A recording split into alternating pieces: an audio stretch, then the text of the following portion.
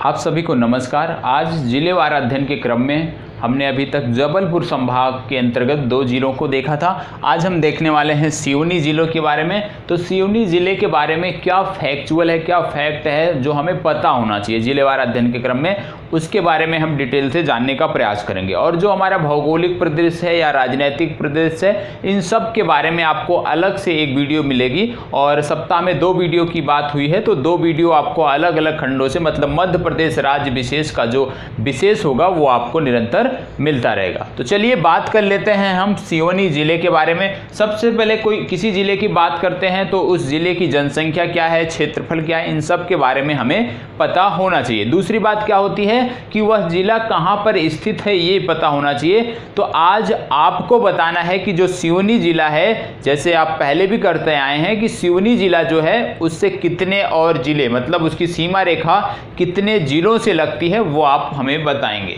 तो उसका काम आपका है। तो सबसे पहले सिवनी जिले की बात करें तो यहाँ की जनसंख्या है, टोटल यहाँ की जो जनसंख्या है वो है 13,78,876। इसको आप बोलेंगे तो हो गया 13,78,876 लोग यहाँ पे रहते हैं। ये आधिकारिक जनसंख्या के आंकड़े से पता चला है। क्षेत्रफल की बात करें तो क्षेत्रफल यहाँ का है 8,758 वर्ग किलोमीटर।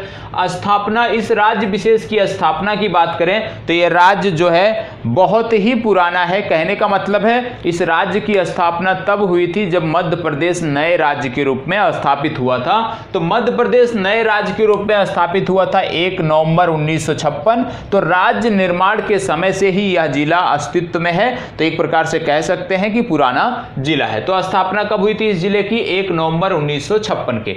इसका नाम सिवनी पड़ा है, इसलिए पड़ा है क्योंकि यहाँ पे एक वृक्ष मिलता है सिवोना, और सिवोना वृक्ष के नाम पर इस जिले का नाम सिवनी पड़ा था, जिले का नाम सिवनी रखा गया था। दूसरी बात आती है कि ये जो जिला है NH7 नेशनल हाईवे 7 जो है 7वां, उसके बीचों बीच से गुजरता है, उसके बीच में स्थित है। अब बात कर लें हम लिंगानुपात की, जो आपको पता होना चाहिए क्योंकि एक अभी आपको अलग से वीडियो मिलेगी। ओवरऑल मध्य प्रदेश में सबसे ज़्यादा साक्षरता कहाँ पे है, लिंगानुपात सबसे कम सबसे ज़्यादा कहाँ है, वो अलग से समग्र एक वीडियो मिलेगी। तो अभी जिलेवार अध्ययन कर रहे हैं तो जिलेवार में जिले के बारे में पता होना चाहिए। तो इसमें लिंगानुपात है 982 और साक्षरता दर यहाँ पे है 72.2%। तो इस जिले में साक्षरता दर है 72.2%। जनघनत्व की बात करें तो 157 व्यक्ति प्रति वर्ग किलोमीटर में रहते हैं सिवनी जिले के अंतर्गत। ये आपको पता होना चाहिए। जब भी हम किसी जिले की बात करते हैं, आप सब जानते हैं भारत सरकार लगातार पर्यटन योजनाओं के लिए प्रयास कर रही है। हमारे जो केंद्रीय पर्यटन मंत्री हैं प्रहलाद सिंह पटेल, उनके द्वारा लगातार राज्यों से समन्वय कर राज्य में पर्यटन के क्षेत्र को बढ़ावा दिया जा रहा है। प्रत्येक राज्य में, कुछ राज्यों ने तो निश्चय किया, जैसे यूपी की बात कर लें तो उत्तर प्रदेश राज्य सरकार ने बताया है कि प्रत्येक जो विधानसभा है, प्रत्येक विधानसभा में एक पर्यटन स्थल बनाया जाए। तो उसी तरह से देखा जाए तो पर्यटन का लगातार विकास हो रहा है। तो किसी भी जिले से संबंधित जो भी पर्यटन या दर्शनीय स्थल होते हैं वो हमें पता होने चाहिए। तो यहाँ पे यदि हम देखें सिवनी जिले के अंतर्गत, यदि हम देखें तो यहाँ पे आपको देखने को मिलेगा माँ वैष्णो देवी मंदिर शीलादेही। दूसरा आपको देखने को मिलेगा साईं मंदिर नगझर, और ये है मोहम्मद शाह वली की मजार। ये भी अक्सर पूछा जाता है, ये मोहम्मद शाह वली की मजार पूछा गया प्रश्न है। और है कात्यायनी सिद्धपीठ, फिर है आधे गांव का किला। इसके बाद आता है कातल बोडी, जिसको बोलते हैं मातृधाम। तो कातल बोडी ये आपको पता होना चाहिए। कातल बोडी क्यों पता होना चाहिए? क्योंकि जो शंकराचार्य स्वरूपानंद सरस्वती थे, उनके माँ की जन्म स्थली बोला जाता है कातल बोडी, इसी को इसीलिए इसका नाम पड़ा मातृधाम। तो शंकराचार्य स्वरूपानंद सरस्वती की माँ की जन्मस्थली कौन सी है? कातल बोडी, जिसको मातृधाम बोलते हैं, सिवनी जिले के अंतर्गत आता है। यहीं पे आपको यह भी जानना है कि यहीं पे पड़ता है दिघोरी। और दिघोरी जो है, ये जो दिघोरी है ये क्या है? श्री गुरु रत्नेश्वर धाम दिघोरी। यहाँ पे क्या है? स्फटिक शिवलिंग भी पाया जाता है। मतलब स्फटिक जो शिवलिंग है वो कहाँ पे है? दिघोरी में। और दिघोरी क्या है? गुरु रत्नेश्वर धाम, जिसको बोलते हैं गुरु रत्नेश्वर धाम दिघोरी में यहाँ स्फटिक शिवलिंग मिलता है। और दिधोरी इसलिए भी महत्वपूर्ण है क्योंकि जो शंकराचार्य स्वरूपानंद सरस्वती हैं, इनकी भी जन्मस्थली दिधोरी है। तो इनके माता की जन्मस्थली है कातलबोडी और इनकी जन्मस्थली है दिधोरी, और यहाँ पे क्या है, स्फटिक शिवलिंग पाया जाता है। तो ये आपको पता होना चाहिए। इसके बाद सबसे महत्वपूर्ण, एक प्रकार से देखा जाए तो राष्ट्रीय महत्व की यदि कोई चीज इस जिले में है, सिवनी जिले में, तो वह है पेंच राष्ट्रीय उद्यान। पेंच राष्ट्रीय उद्यान ये राष्ट्रीय महत्व का है और किस जिले में आता है, सिवनी जिले में आता है।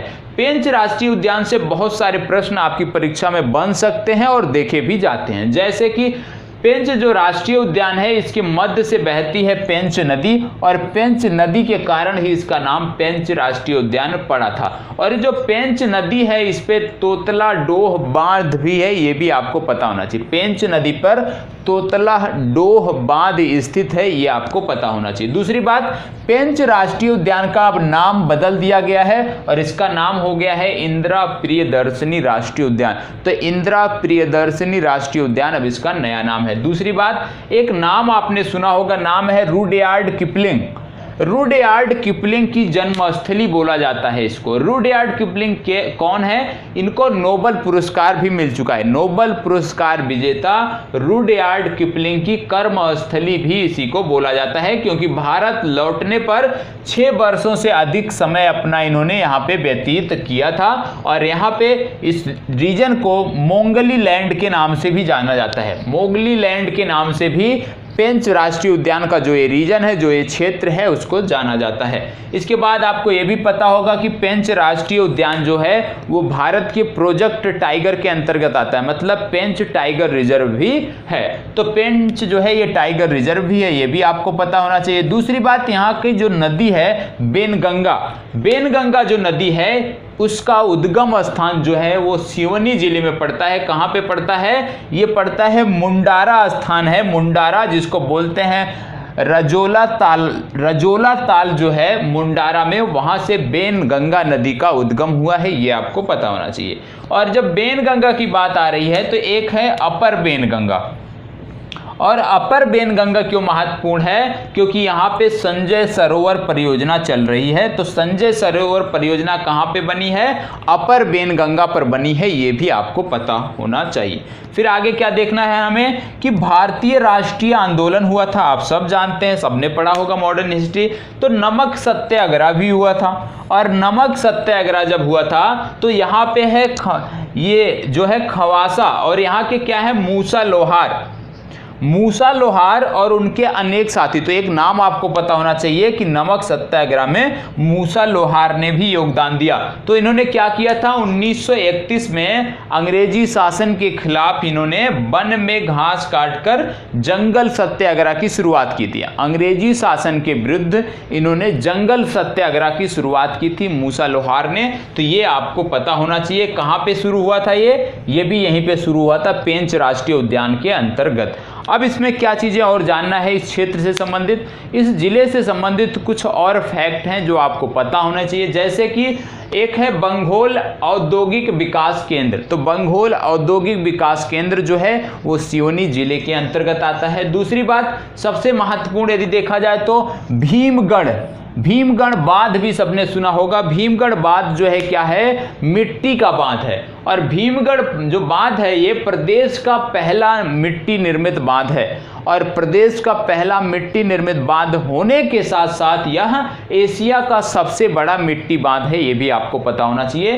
तो भीमगढ़ जो बांध है वो कहाँ पे आता है, आपके सिवनी जिले के अंतर्गत आता है। सिवनी जिले की आकृति के बारे में भी प्रश्न बन जाता है कि सिवनी जिले की आकृति कैसी है। तो इसकी आकृति समुद्री घोड़े जैसी है, इसकी चर्चा भी होती रही है। सरकारी क्षेत्र का सबसे बड़ा कारखाना भी यहीं पे स्थित है। और एक चीज और जानिएगा, क्या अमोदागढ़ और सोना रानी, ये दो महल हैं, अमोदागढ़ और सोना रानी, ये दोनों कहाँ पर स्थित हैं, आपके सिवनी जिले के अंतर्गत स्थित हैं। लास्ट में सबसे महत्वपूर्ण यदि देखा जाए, बांध के बाद भीमगढ़ बांध के बाद यदि सबसे कुछ महत्वपूर्ण है तो काली मूछ चावल, ये महत्वपूर्ण है। क्यों महत्वपूर्ण है, क्योंकि काली मूछ जो चावल है ये यह स्थान है, यहाँ पे पाया जाता है, यहाँ पे उत्पादन होता है। और जो काली मूछ चावल है, चावल का नाम जुड़ने से ही ये महत्वपूर्ण हो गया। क्यों? क्योंकि इस वर्ष जो 2019 में और 2020 को मिलाकर 2 चावल को जीआई टैग दिया गया है। पहला चावल जो जिसको जीआई टैग मिला 2020 में, उसका नाम है चकहाव काला चावल, मणिपुर का है। दूसरा था कतरनी चावल, ये मुंगेर बिहार का है, इसको भी जीआई टैग मिला है। तो चावल नाम जुड़ने से ही ये महत्वपूर्ण हो जाता है, क्योंकि बहुत सारे चावलों को जीआई टैग मिल चुका है। तो सिवनी जिले के अंतर्गत जो भी फैक्ट थे जिनके बारे में आपको पता होना चाहिए, समग्र रूप से आप तक पहुंचाने का, आपको बताने का प्रयास किया है। यदि अच्छा लगे तो प्लीज लाइक, शेयर और कमेंट अवश्य करें। धन्यवाद।